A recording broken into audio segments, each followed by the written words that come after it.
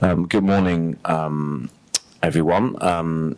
Great day yesterday, and a fantastic dinner as well. So thanks again to our colleague and friend Judong for hosting us yesterday evening. We are going to make a start on this rather grey and rainy Saturday morning with potentially three papers. We're just waiting to hear whether our long-standing Telos friend and associate Tim Luke can join us online. And while we wait for that confirmation, we will proceed with the other two papers on the program. So the session is entitled Changing Techniques of War, and the first paper is by David Westbrook, to my immediate left, on Faith in Our Futures, Deep Wars, Special Operations, and Social Theories. That will be followed by Michael Hill's presentation entitled Weaponizing the Human Being Per Se, Insurgency, War, Neuroscience, and the Revolution in Military Affairs. As per usual, about 15 minutes for each presentation. I will take question after each of them, just a couple, and then we'll have a bit of time at the end as well. So, David, over to you. Thank you, Adrian. I'm really happy to be here. A few minor caveats.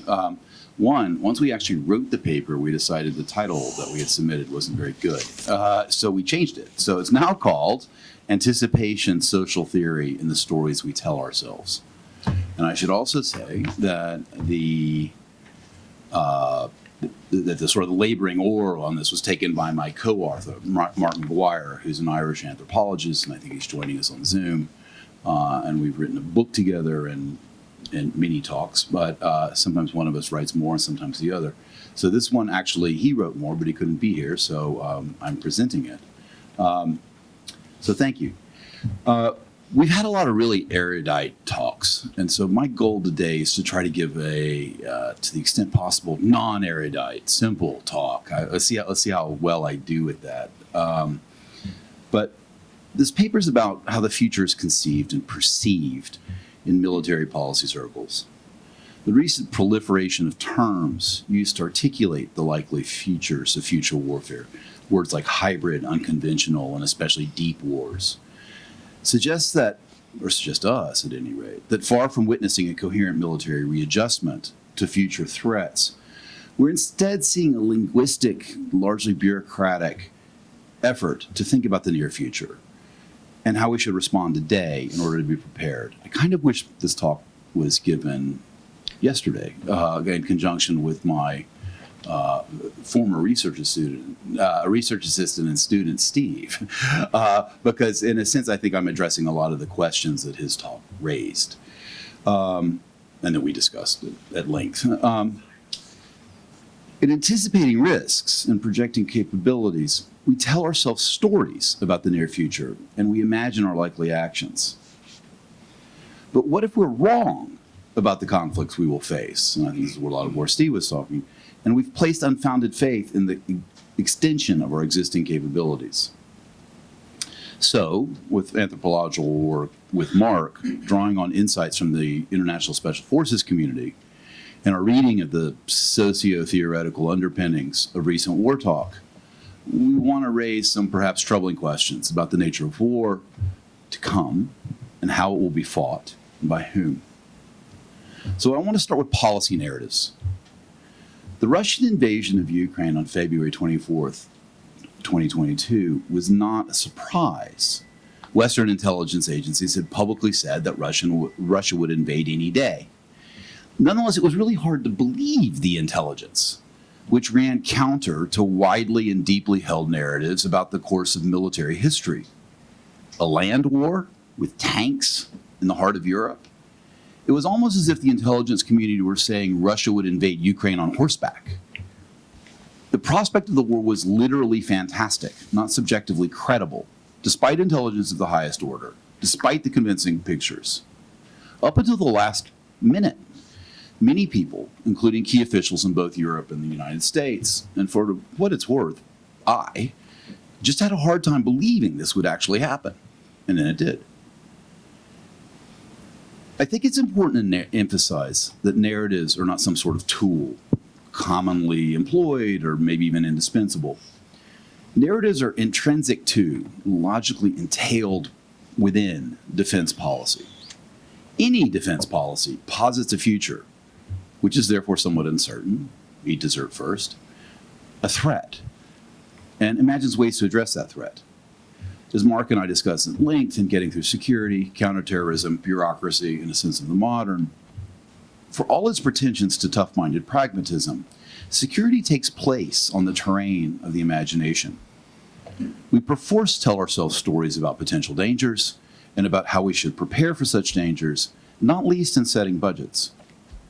Such stories take place in the context of broader understandings of history, maybe especially the history of technology. So, for examples, we do not fight wars on horseback. We must prepare for cyber war because that is the future, we say. That sort of thing. As we shall see, however, the stories that we tell ourselves are not only about their subjects, but about us, the storytellers. And as usual, there's reason to be concerned that we do not know ourselves very well. In the rough fashion of politically operative conceptions, we might understand military history in the North Atlantic states just so. World War II was fought largely in the open by enormous armies, with almost unlimited material across vast swaths of the planet, tanks and aircraft carriers. The victory in World War II gave way to ideological conflict, the Cold War. Borders were fixed. Invasion was rather successfully outlawed, another reason that the Russian invasion of Ukraine is so shocking. Now, a big power like the USSR might use tanks to keep vassal states in line, think Hungary, albeit generally under pretext of mutual assistance, not annexation. Similarly, the US, France, the UK, and others projected force, but always justified as something other than an invasion. Great and medium power conflicts did not disappear, but under the threat of mutually assured destruction, such conflicts tended to be carried out by proxy. Relatively small wars had, it was at least thought, geopolitical implications. Fights over the control of governments, even in obscure places, mattered a great deal. Insurgencies abounded, in part because they were promoted. Regular troops from powerful countries were sometimes invited to smaller countries, sometimes in vast numbers, to help maintain stability. Much fighting by insurgents and counterinsurgents was done clandestinely in places that might or might not be acknowledged to be at war. And in the end, the fighting was over membership of a political order, which I don't need to rehearse. With the end of the Cold War and my just so story, much of the ideological conflict that had organized warfare since 1945 disappeared. Great powers withdrew. There were many civil wars. There were also claims that nations with the capacity to project force, notably the United States, had a responsibility to protect the defenseless out of Kosovo, Rwanda, etc. Perhaps such nations even had the obligations, or at least justified, in exploiting the opportunity to build modern polities by force. It wasn't really clear how this was supposed to happen. Mark likes to say bomb them into the model. But it was pretty clear that we were not talking about a land war against a peer competitor with tanks. We might occasionally use tanks, as in Iraq, but that wasn't Poland 1939. So what we saw was strange agglomerations of regular troops, air power, special forces insertions, and the construction of schools and such like, much of which is currently referred to as either irregular or hybrid warfare. Attacks on 9/11 briefly seemed to reorganize the violent confusions after the end of the Cold War into something called the War on Terror, or then later the Forever War. Maybe that was a struggle with militant Islam, which was of course problematic.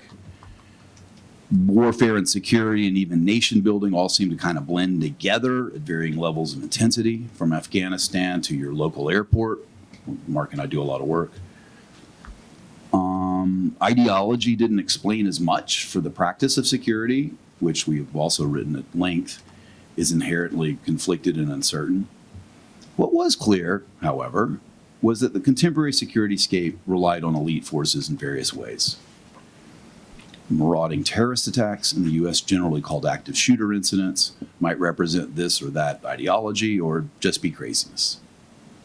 Policing became, was mentioned somewhat yesterday, became increasingly military in demeanor and not just at airports. The US and other nations abandoned the draft and increasingly relied on outside contractors. the state's violence was professionalized in more ways than one. And all of this, I think, changed how warfare was conceived, perceived, and narrated by both the public and military experts. The unfolding conflict in Ukraine upended what had become the conventional understanding during the Forever War. The Russians invaded in what looked like to be a blitzkrieg, circa 1939, perhaps with a few updates. This, as noted, was hard to believe precisely because it seemed so retro, almost out of time. The conflict has been one of vast numbers, huge areas of land, and in that sense, more than professional. Civil. In September of 2022, Russia announced the mobilization of some 300,000 men. Ukraine mobilized much of its population. So we're back to conflicts fought in the open with vast numbers of people, staggering amounts of material, and losses hard to count. Okay, maybe not in the open, maybe in cities. Improvements in targeting have shifted much combat to cities.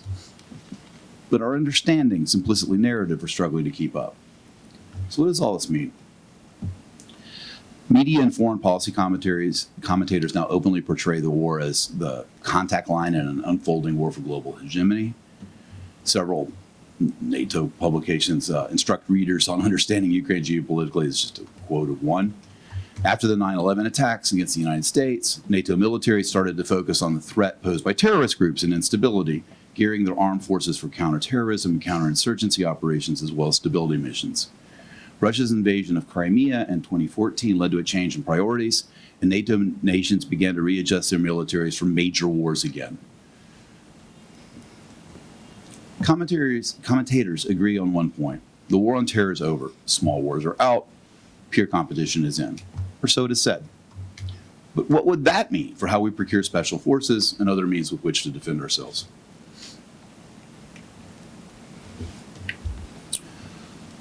So, coming back a little bit to the work that Mark and I have done together, here's a story. Anthropologists like to tell stories. So at around 2:30 p.m. on 15 January 2019, a five-man al-Shabaab death squad entered Nairobi's Dusit D2 hotel and office complex. Four of the men attacked guards and guests with guns and grenades, while the fifth man detonated a suicide bomb. As time passed, it quickly became apparent that the authorities were unwilling or unable to intervene. A serving but off-duty, just in country, member of the British SAS, who now goes by Christian Craighead, was shopping nearby. He always carries his kit of weapons in his car, he told us, so he tooled up and began to hunt and kill terrorists. He emerged again and again from the complex with hostages in tow. I personally also go shopping, with a lot of kid. Don't screw with me to Nordstrom Rack. I want that tie. He's a good guy. 22 civilians died. You got to laugh at this stuff, right? The number would have been a lot higher if Craig hadn't killed everybody. The terrorists. He was already a legendary figure in the international special forces community. And the British military said, okay, you're not in a country where you're supposed to be. We're at Nordstrom Rack, but they awarded him the conspicuous Gallantry Cross for his unauthorized actions and, frankly, prowess, right? The guy's really good at what he does. In Nairobi, his brotherhood celebrated his prowess. We operate in the shadows, one ex-SAS trooper told us. Everyone just saw what we can do. So Mark and I went to Nairobi in 2019 to study counterterrorism and people like this. We met with Craighead, a bunch of Special Forces operators, mostly turned contractors, even a Joint Strategic Operational Command, JSOC, surveillance unit. I'm from Louisiana, but I can't tell you where I was last week. At the time, we thought of this in terms of the forever war, always being fought kind of over the horizon by guys you might meet in the right bar.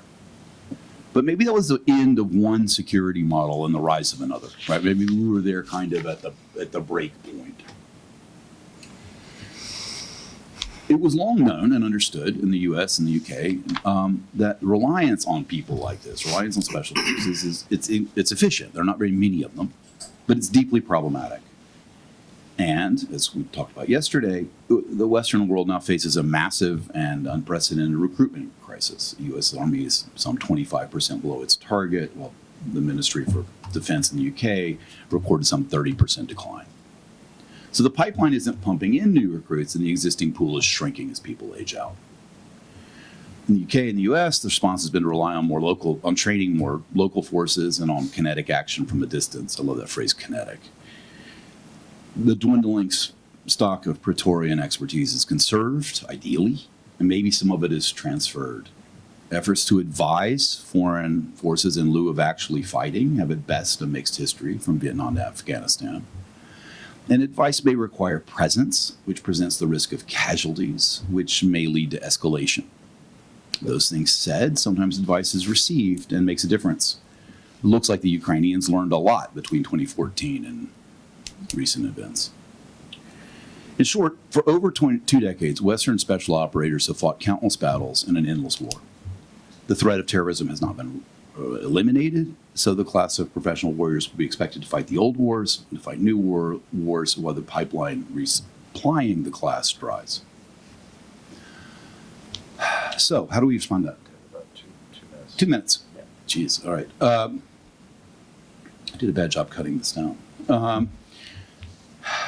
So, let me just flip forward here. So, if we've looked at a whole lot of language, we've now kind of trying to articulate this new reality. If the forever war is over and we're looking at, I'm just going to have to go off script. If the forever war is over and we're looking at a new environment in which bigger, different kinds of wars are at least conceivable and need to be somehow addressed, prepared for, how do we begin to think about that? What sort of story do we begin to tell ourselves about that?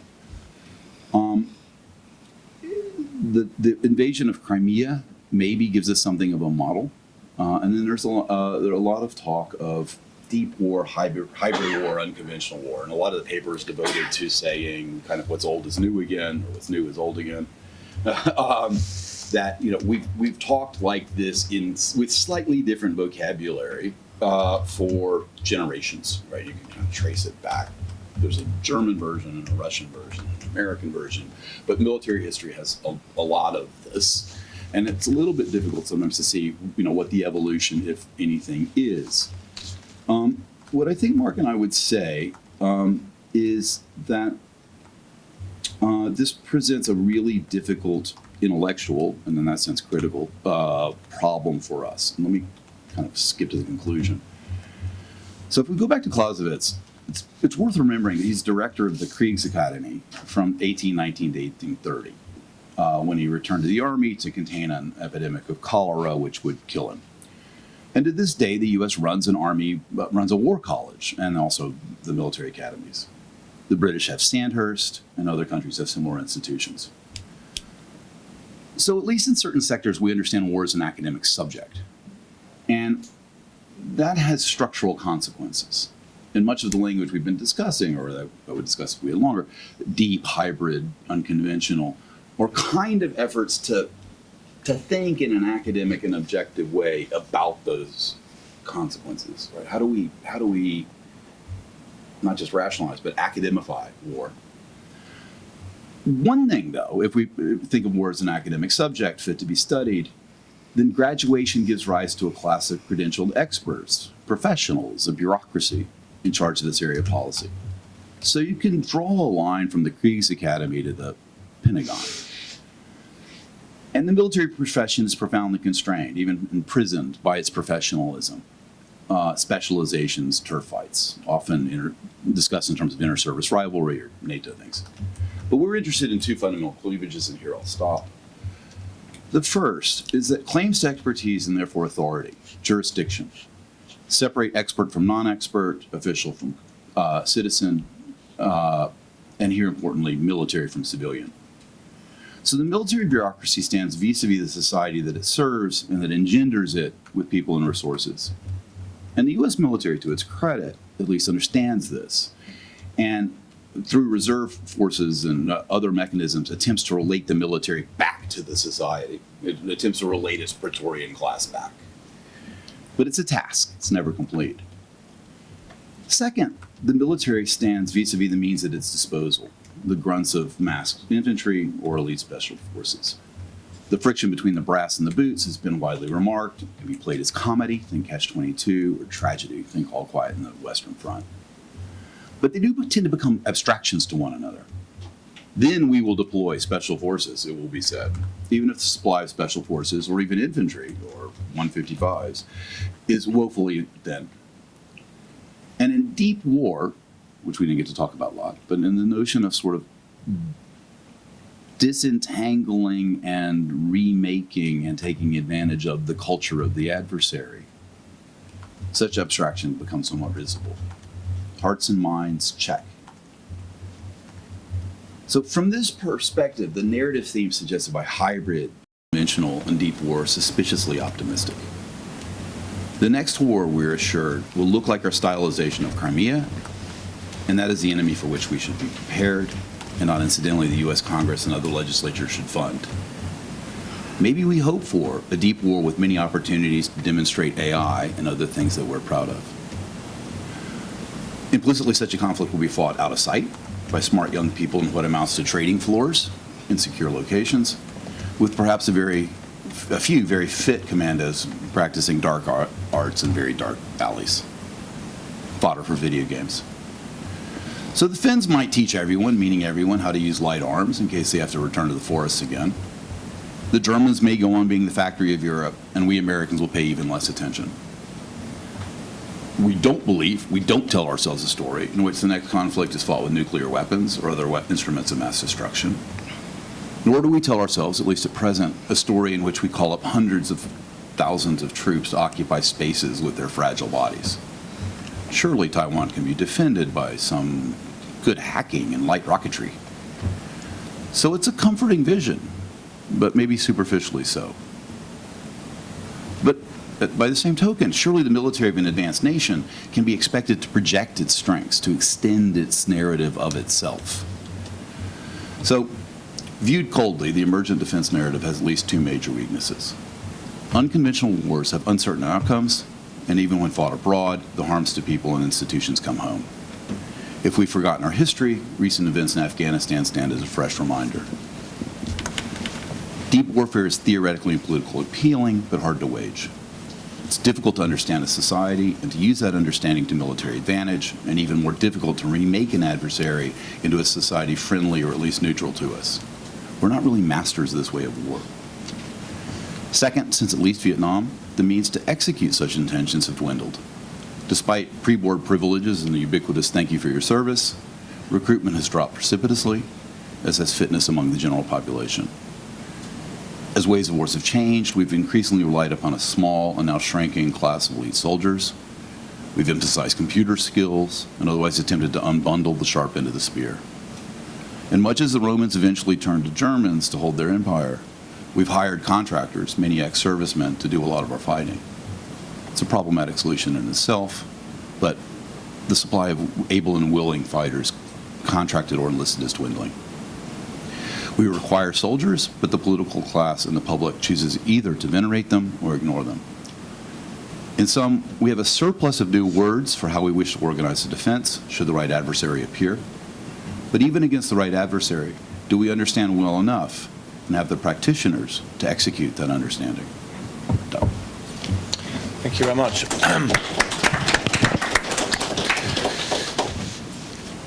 I think they were amongst the longest 2 minutes that I've recently been witness to, but that's how it is. I've clearly been far too soft and liberal on you, David. Yeah, but then again, we may not have a third paper, so maybe some indulgence on the early Saturday morning is okay. Questions to David, please. Anyone? Oh, you need a mic? We don't have a roving mic. We don't have, maybe we do. Great, thank you very much, Jen. Any questions? Russell. Thank you. Thanks for this wide-ranging paper. The nuclear war came up very, very briefly. But if I try to understand your paper, there seem to be three competing models of war going forward. One is nuclear that we're not talking about, but I can't believe that there's not strategizing about that taking place. Secondly, the forever war, the war on terror, and third, conventional or neo-conventional or Crimea, something like this. I don't see why it's necessary to say that the forever war is over in order to talk about Crimea. I think we may face a future in which both of these are going on, and our adversaries in great power competition so far really haven't been successful in mobilizing the terrorists, the forever war types. But that'd be a possible conjunction. The question to you, and building on yesterday's wonderful talk by your former research assistant. I'm just struck by a profound lack of seriousness in terms of security and defense issues moving forward in this space of neo-conventional warfare. I mean, how can this be that all of a sudden we don't have stuff? A couple of things, I think.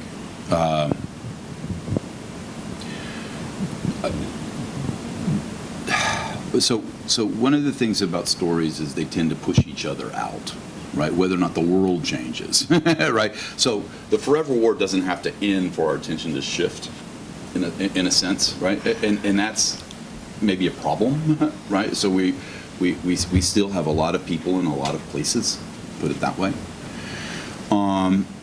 And so I completely agree with you as a sort of factual matter, right? But facts don't make budgets. Put it that way. I don't mean to put it really bluntly, right? And so coming back to budgets and how do we not have stuff, as you put it, right? There are a lot of stories were told, right? One was that we were entering an era of small wars, right? And another one was post fall of the Berlin Wall, breakup of the Soviet Union, and so forth. We just weren't. Peer competition wasn't what we did. We were about security, and security was smaller, cultural, insurgent, counterinsurgent, that sort of thing. One sort of set of stories. Another set of stories, and this came up a little bit at dinner last night. The United States and other countries, but largely the United States, under the influence of an enormous intellectual effort that we might, roughly speaking, call Chicago School economics, and a great deal of management talk, became very much about efficiency. And this was true in law, and it was true in the military, and it was true in sort of domain after domain. We talked about the efficiency with which we could accomplish social tasks. And that led to all sorts of discussions or management techniques. And one of the techniques was not inventory. Right? So a major narrative in terms of thinking about American political economy, and maybe to a lesser extent in other countries, was how lean can we go? Right? Six Sigma, just-in-time delivery. I could spend an enormous amount of time talking about this in law, right? Dominated whole areas of law and policy, and it dominated large parts of the military.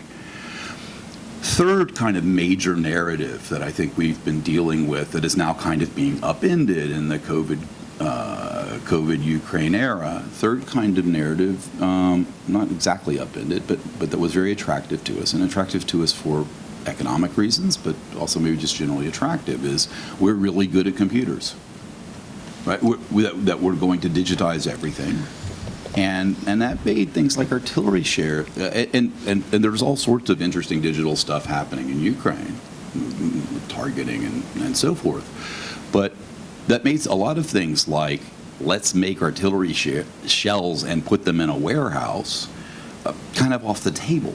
So to your question yesterday, money got spent, right? I mean, the NSA develops an enormous amount of computing, right? But that doesn't mean that you are capable or prepared to fight a sustained, kind of old-fashioned, I'd start to say bricks and mortar, but the opposite of bricks and mortar, hardware, land war.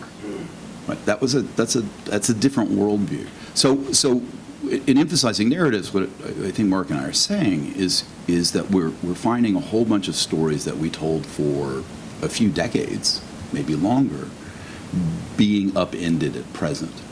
And so we're struggling over new narratives, and then the risk is we tell the narrative that we want to hear, because I think that's a very human thing.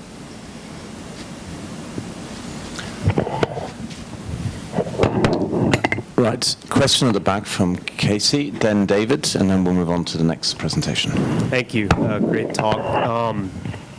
I didn't hear quite as much as I wanted, but in my paper yesterday,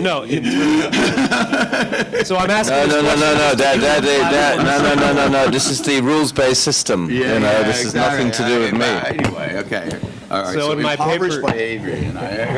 in my paper yesterday, I said, some might yearn for war to come back in the old-fashioned way, and in my own, rather simplistic opinion in this matter, seemed like that's pretty hard to conceive right now. But it sounds like you are more optimistic that war in the old-fashioned way might come back. Is that so, or are you actually optimistic about it, or I don't know? I wouldn't use the word optimistic. I mean, nobody should be optimistic about war. But I'm not optimistic. Strikes me as odd,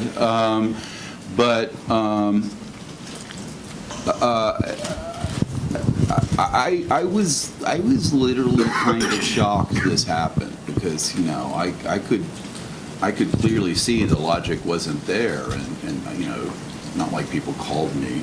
I mean, people did call me, but not about whether or not they should invade any place, right? And so I really found the beginning of this war hard to wrap my mind around. Not because it was evil or something like that, right? But because it seemed so out of the course of the way I understood history, right? I mean, and had they done something techier, right? I would have been okay with it. Okay, now that they've knocked out the Germans' power grid and poisoned their water or something. I don't know what it would have been, right? But I would have said, oh, okay, so this is the evolution, right? And what at least the beginning of this war seemed to be was this sort of weird jump backwards, right? And I had a hard time with that, right? So what does surprise mean? Surprise means that you were implicitly or not telling you a story, and that story has been frustrated, right? You thought you knew something and you were wrong. Yeah. So I kind of thinking about the experience of surprise, if you will, right? Yeah. And in the security book, Mark and I talk at great length about the difficulty in security as a fundamental matter is you're imagining the not yet. Right, and the more imaginative you are, the more horrible not yets you can come up with, right? And this gets to be a sort of an infinite regress, right? This bad thing could happen, or this bad thing could happen, and in the book we go into great, sometimes humorous length about you can kind of imprison yourself, right? And next thing you know, you're in a bunker like Saddam Hussein, and you've got satellite links, and right, there's no way to stop. Right. And one of the purposes, so one of the parts of the book is we try to professionalize security, but one of the purposes of approaching this is from outside, as anthropologists or civilians, citizens generally, is at some point you have to tell the professional discourse to stop, right? Or else you get into a sort of strange love thing. David? I guess I'm just asking that you answer Russell's initial question about the persistence or non-persistence of forever wars. And here, I guess I'm kind of agreeing with you that forever wars are a thing of the past, but I'd like to get your opinion. But I mean, my sense is that the forever wars were actually a consequence, basically, of our engagement in the Middle East, which was a consequence of our hypersensitivity to any kind of terrorist threat. I mean, whatever, a terrorist blowing up a nightclub in Florida constituted this threat that we needed to suppress by somehow converting countries into liberal democracies, right? And that project is really, it seems to be done, right? And it pales really in comparison with the types of adversaries we're seeing today, Russia and China, where that, it's a whole different level Yeah, but of you're threat. a state sovereignty kind of guy. But anyway, but I guess I want your take on this. Yeah, I would say a few things. One, I would say that it is conceivable, and the analogy here is usually anarchism. It is conceivable that this sort of all goes away, but it certainly hasn't happened yet. Right? We have an enormous number of people in odd places. Yemen springs to mind, Somalia. So we're still fighting that element of the forever war. It's also still the case that we blow up nightclubs or schools and stuff, right? So insofar as the forever war blurs or blends into sort of a notion of security and infrastructure, not just in places out of the way in the Middle East, but in airports here, LaGuardia, that certainly also hasn't gone away. So now you might say, well, that's not military, and meh, right? We can play with that. It looks more so or less so depending exactly on where you're standing. So to Russell's point, I don't think it has ended. It may have, I don't think we're engaged in the nation-building aspect of it in the way that we were for all sorts of obvious reasons. We would have to be really stronger at the moment and feel ourselves wealthier, right? I reread the other night a piece I wrote in 2000, or published in 2000, so right before 9/11.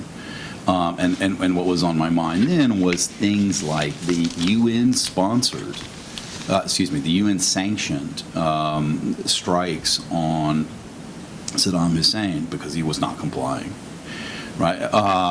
And Kosovo, right? And our failures in Rwanda and so forth, right? So a whole bunch of, progressive liberal types, I suppose, like me, were really quick to pick up the sword in those days, and it was a weird moment, right? Could we have such a moment again? Maybe, but we're a ways from that at the moment. For a lot of things happened since history reinvented itself, and right with 9/11. So yeah, what stories are we telling? And so the stories that we could tell ourselves in 2000, just reading my own text, which is really weird. That looked very, very different post 9/11 and certainly post Ukraine. I'm not sure we were right then or right now, right? But the kind of dominant narrative to which we respond when we do things like set budgets changes. Okay, thank you very much. Let's move on to the next presentation. Mike, over to you. Thank you. I'm very happy to be here, and I do want to apologize for not having been present yesterday for what sounded like a really great group of presentations, and from what I can tell, even hearing this short bit of Q&A, I'm sure that what I would have heard yesterday may have improved what I'm about to give to you, but I'll start anyway. This is a part of a book that came out in early fall called On Post-Human War, Computation and Military Violence. And I think in the interest of time, I'll just start by referring to the third term in my subtitle, which is a revolution in military affairs. And if you've read the War Doctrine in the wake of 9/11, 2001, you'll remember this key term as a marker for a big change in how the global war on terror was being conceived. This term is akin to another a term which signals the shift in the expansion of war, which is what counterinsurgency theorists, and most famously David Petraeus, called full-spectrum warfare. And it occurs to me in saying that while the previous paper focused on temporality in war, befores and afters, and surprise and expectation, anticipation, some of my language is much more spatial in orientation. I'm not sure what that will mean, and maybe we'll talk about it during Q&A. But in any case, this elaboration on the word revolution in full-spectrum warfare is key. That word full is important. So my question is sort of how full is the fullness of what was then determined as a new form of warfare? I'm going to suggest that it's all the way full, and the war is so full, in fact, that military affairs now officially includes the human being per se. And by that term, human being per se, what I want to suggest is that war has fully overturned the core principles of modern natural law philosophy. From Hobbes' monopolization of violence in the form of Leviathan, it's time to recognize the existence of war between each and all. From Kant's dire insistence that perpetual peace depends upon thinking of humanity in what he calls the realm of ends, I want to suggest that humanity has been reconceptualized as media or as means. And against Locke's identification of the citizen as property owner, we're at a point where the environment is weaponized against the human species. And instead of Habermas's civil society defined as private people coming together to use their reason in a public way, the de-civilization of civil society links rational thought to weapon systems in an almost seamless way. There won't be time for me to discuss all of these philosophical figures in the paper, but I'll at least offer a set of proposals about what is revolutionary in the revolution in military affairs. What's clear in reading the 21st Century War Archive so far is this. A, violence is no longer presumed to be monopolized by the state. B, by extension, war is no longer thought of by the state as external to civil society. C, the kinds of war the state is prepared to wage do not exist exclusively or even predominantly in the form of opposing armies on a clearly demarcated battlefield. And D, war has no beginning or no end. So when, in 2008, former CIA Director, Secretary of Defense, and University President Robert Gates addressed the American Association of Universities to answer the question, what new expertise is needed for national security, we got to begin thinking hard about the word new as it appears in his title. What new expertise is needed in the name of national security when even the very notion of expertise, knowledge, communication, and human cognition are presumed to be forms of war right from the start? Among the other points of interest to the university, Gates singles out history, anthropology, sociology, and evolutionary psychology as disciplines uniquely designed to meet the challenges of the new forms of war. In the same speech, the term total spectrum warfare emphasizes a totality of military operations encompassing all regions of human and non-human relations, demographic, anthropological, and, as I'm about to explain, neurocognitive. War is not only part and parcel of the social fabric. An aspect of modern society, but really it's actually the point of conflict that we're facing for the foreseeable future. So the second question, I think we're in the last part. You talk about this stuff about the neuro. I don't know what was it called, the neuropsychology of warfare or something like that. Where you talked about neuroscience. Maybe yeah. That's what they call it. I mean, I'm using lots of. What was it called again? War neuroscience. War neuroscience. Right. This is what they call it. Okay. I'm making it up. So that it just sounds like science fiction stuff, right? Sure. And so and I'm kind of wondering, well, judging from the quotes and stuff, I couldn't tell whether you're describing things people are actually doing in labs, which I can't really believe, or whether you're just describing these sort of imaginings of people saying, oh, this could be possible. Yeah. And if it's the latter case, which that's what I assume, right?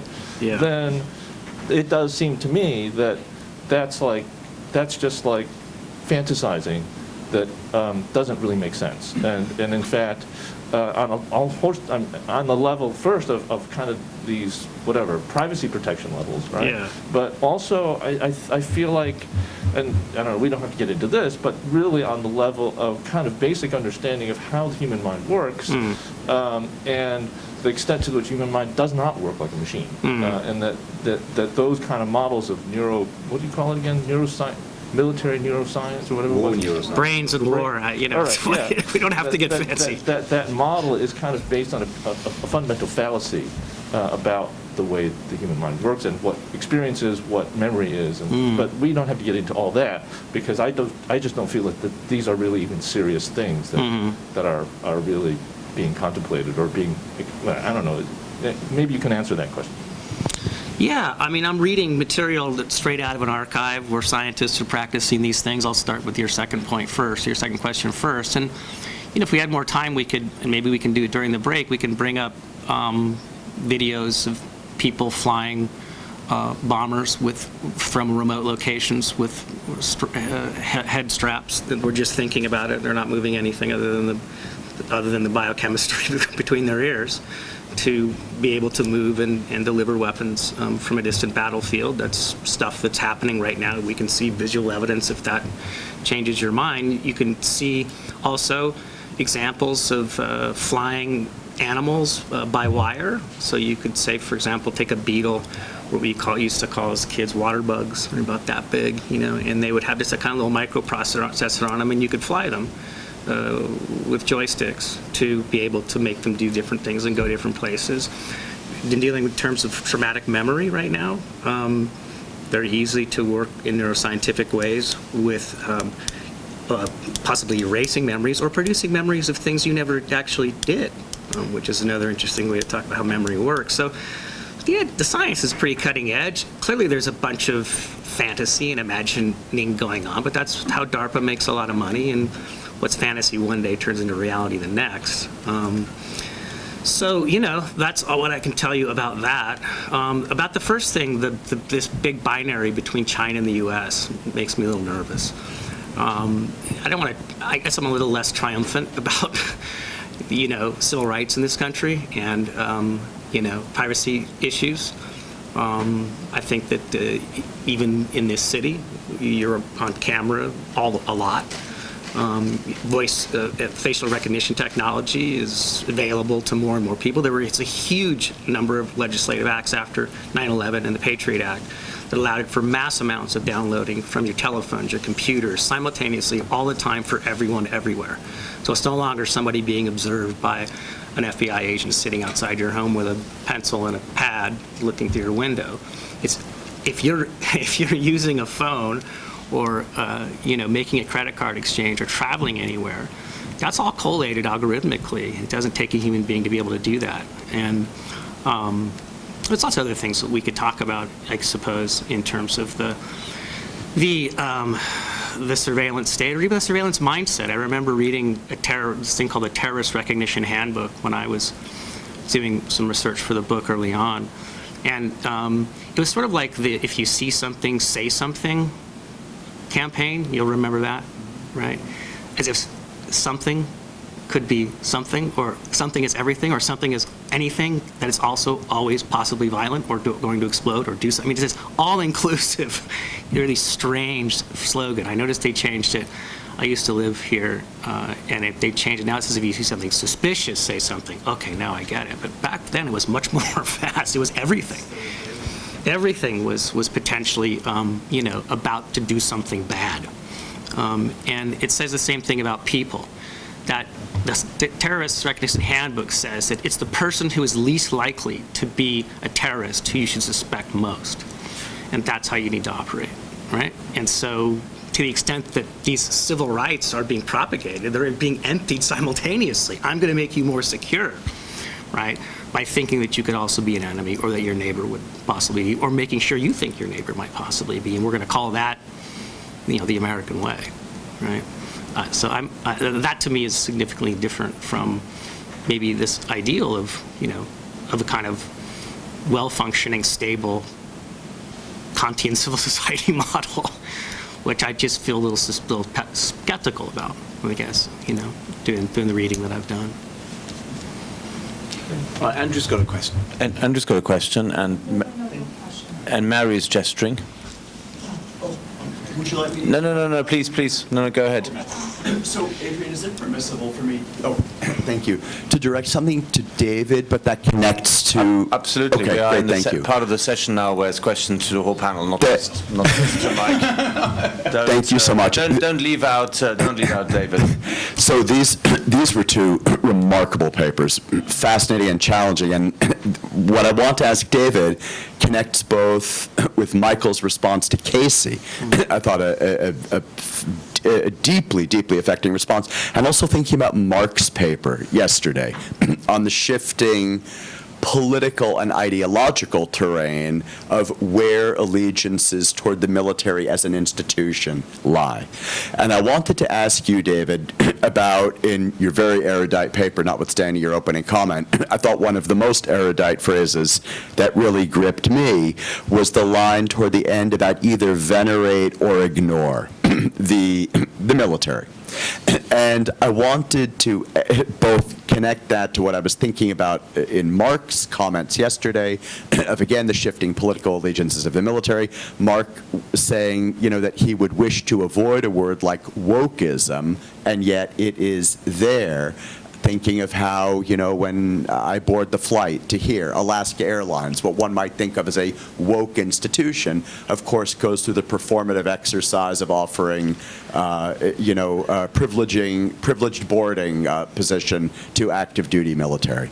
And I wanted to ask you, kind of in the light of Michael's response to Casey, where politically this relationship between venerate and ignore is headed in possible futures, new realliances between political institutions and the military. What is the future of that venerate or ignore dichotomy? Yeah. Thank you so much. Good question. So let me lay out the future for you. I think this is a really really good question. Because Steve and I were talking about it in a way last night. One of the things that's really weird that happened after Vietnam, my father was a Vietnam vet, and one of the things, and at the time Carter was governor of Georgia, he ended up working for veteran stuff in Georgia. One of the things that happened was the meaning of the military. Sometimes this is traced to the movie The Deer Hunter, but the meaning of the military shifted in American culture, and I think rather abruptly, right? And maybe part of it was the move to the all-volunteer force. Maybe part of it was the critique, right? But whatever it is that the military signified in the course of my kind of conscious lifetime, the kind of, like every now and then the polarity of the earth shifts, right? So the military became something that was more of a minority in the literal sense, a smaller occupation. Military families, right, tend to produce, like academics, by the way. Number one predictor of being an academic is, were your folks academics? So the military, so there's sort of a class thing there, right, that kind of erected itself. And I think that allowed the military to be distanced and in that sense ignored. But at the same time, it was a sort of ritual of venerating it. So in contrast to earlier generations in which service was really widespread, there were some interesting posters in the restaurant last night, right? Of really, really widespread service. We now have relative to the enormous growth in the country, right? Which is basically also doubled in my lifetime. We're the third largest country in the world by population. We forget that. With a relatively small military class. And so there's this very strange bowing in the direction of it, on the one hand, but on the other hand, it's really quite isolated in many ways. And it strives not to be. With the reserve thing, I'm going to do a thing at the War College at the end of the semester in May, early June. It strives not to be, but in fact it often is. I don't think that's sustainable, right?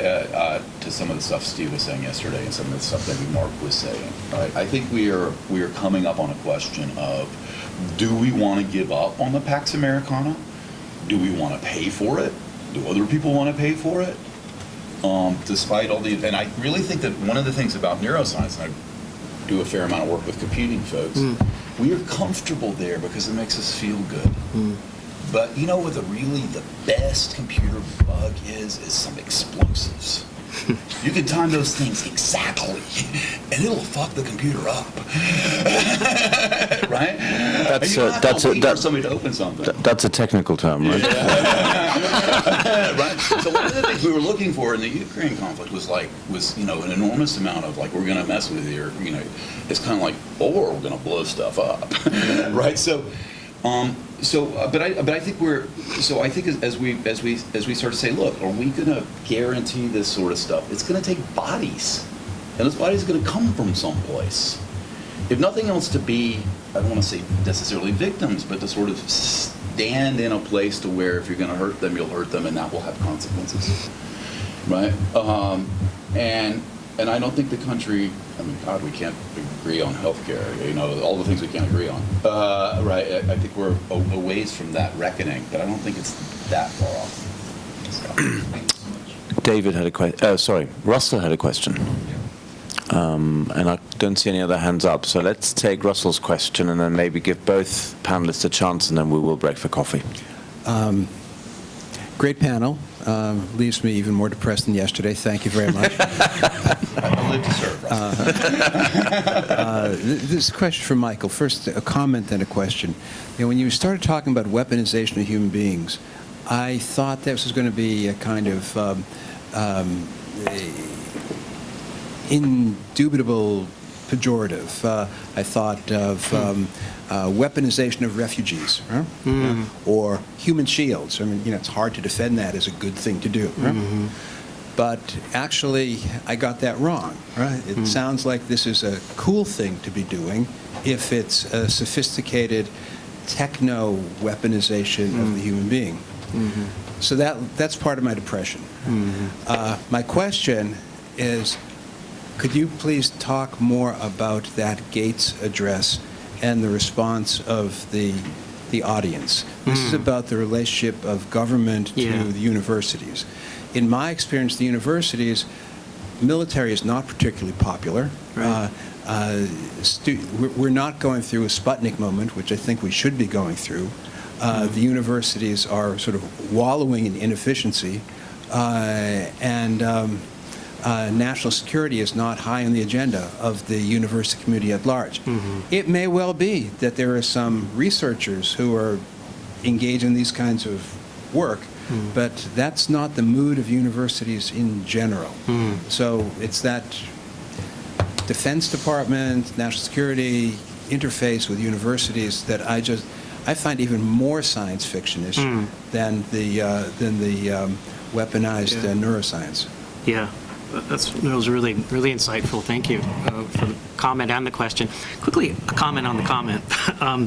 You know, the idea of using the word human being per se was sort of philosophical and conceptual, I guess. It's the go-to term for Kantians like Habermas, who want to think about this as somehow outside of, by definition, you know, political violence. Where, of course, if you look at it historically, it's just that political violence is taking place elsewhere. It's taking place in the colonies. It's taking place in the periphery, in the places where war is actively producing the kinds of profit that creates the possibility for a new citizen to be able to have the dough, to be able to participate in a kind of public sphere arrangement. So, in fact, violence may not be proximate and it may be invisible, but it's clearly always attached to civil society historically. And I was trying to make technology primary, in the same way that Habermas and to some degree Kant does. For Habermas, the technology is print. It's the book, and that's what, and the novel, in fact, psychological realism, storytelling, and the Bank of England are the two most important things for Habermas in the establishment of public spheres, you probably know, right? So I was trying to to kind of, you know, both parallel Habermas and to sort of one-up it in terms of thinking about the way how the technology would change, right, notions of the public sphere. But so it moves from that political part of it to let's look at the outer fringes of the Imagineers of war technology, right, which is your point about fantasy, and see what's happening there, and see if we can draw some conclusions that help make us make sense of changes within civil society relationships here and now. And so that was the summary of the template for this distilled bit of the book. I think as far as the university is concerned, I mean, the Gates thing is fascinating, right? Because, you know, this is a person who, I mentioned his various, you know, titles, right? CIA director, defense secretary, university president, right? And now addressing the American, you know, Society for American Professors, or EUP, or whatever it was. I wasn't at the speech. I read the speech in full, and it really was this really sort of, gosh, I don't know if it was hopeful exactly, but it might have been a kind of a lifeline with a lot of other strings attached for people like me who work in the humanities. It was saying that your disciplines, in the same way that the human being per se is being radically altered and perhaps even disintegrating in the way we used to understand it, so too the humanities. in my department, and not unusual. You've read about this in New Yorker recently and in other places, shrinking. 1,100 majors when I was department chair, 200 now, right? What happened? At our university, also, the most popular major is the new College of Homeland Security, 800 majors. Tons of money being pumped in there, brand new $50 million, building, et cetera, et cetera. And what was interesting in the Gates speech was how, this is what I mean by a life rope with lots of other strings attached, saying by name, history, anthropology, not so much English, but storytelling was referenced, right? We're going to look at the ways in which cultures tell stories with one another, and that's somehow going to be significant for us in theater to send human train system teams into, sort of quasi-anthropologists. And they even use the term cultural studies, which, would not warm Raymond Williams' heart, right, to be used in that way, and saying, look, you can be part of this what is effectively a kind of reinvigoration of the university. Look at all this money we have, and look at all these other things. Come join us, right? And now they've changed it from Homeland Security to cyber technology and something else, computerish, and Homeland Security. And so it's now the pillar of the institution at SUNY Albany. Okay, thank you all very, very much indeed for all the fantastic questions and comments from the audience. And please join me in thanking our panelists.